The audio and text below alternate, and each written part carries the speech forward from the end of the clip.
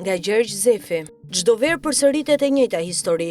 Temperaturat ngjiten në nivele rekord, pyet Marim Flak, era i përhap me shpejtësi zjarret dhe institucionet dalin para kamerave për të thënë se situata ishte e papritur, por këtë herë askush nuk mund të përdor më justifikimin e vjetër, na zuri në befasi. Shkenca e ka dhënë prej kosh alarmin. Ajo që deri dje konsideroi fenomen ekstrem, sot është kthyer në normalitet. Në Francë, zjarret gjigande krijuan për herë të parë një pirocumulonimbus, një re e lindur nga vetë flakët, aftë të prodhoi erëra të fuqishme, rufe dhe vatra të reja zjarri. Me fjalë të tjera, zjarri nuk konsumon më vetëm pyet, ai krijon klimën e tij, motin e tij dhe bëhet shumë fish më i rrezikshëm. Kush mendon se kjo është një histori që i përket vetëm Francës, Spanjës, Australisë apo Kalifornisë, gabon rënd. Edhe Shqipëria po hyn me shpejtësi në të njëjtën zonë rreziku. Mjafton të kujtojmë gushtin e viteve të fundit. Vlorë, Karaburun, Llogora, Dukat, Delvin, Mirdit, Kukës, Shkodër, Mallakastër. Çdo verë, harta e Shqipërisë mbushet me pika të kuqe.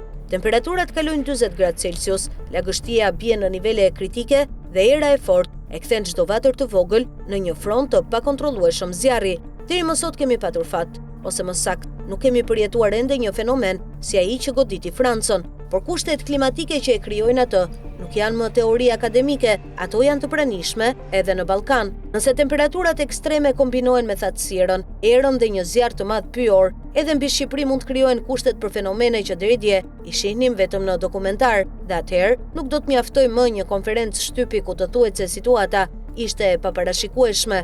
Ekspertët e klimës kanë vite që paralajmërojnë se mesdheu po shndërrohet në një nga hotspotet më të rrezikshme të ngrohjes globale. Shqipëria ndodhet pikërisht në zemër të këtij rajoni. Kjo nuk është çështje ideologjie, as debat politik, është fizik, meteorologji dhe statistik. Problemi nuk është mungesa e informacionit, problemi është mungesa e përgatitjes. Pyjet vazhdojnë të mbeten papastruar, rrugët pyjore janë të pakalueshme, monitorimi ajror është sporadik, sistemet e zbulimit të ershëm janë ende shumë dobët.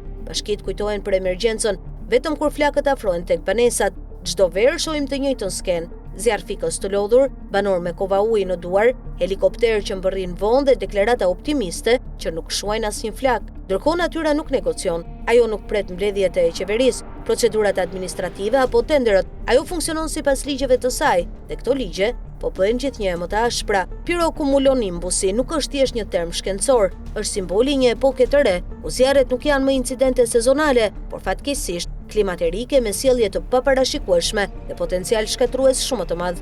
Për këtë arsye Shqipëria nuk duhet të presë ditën kur një fenomen i tillë të shfaqet mbi pyjet e saj për të kuptuar se koha e improvizimit ka marrë fund, sepse paralajmërimet ekzistojnë, shenjat i kemi përpara syve tan, dhe kur ato injorohen, katastrofat nuk janë më surpriza, janë përgjegjësi.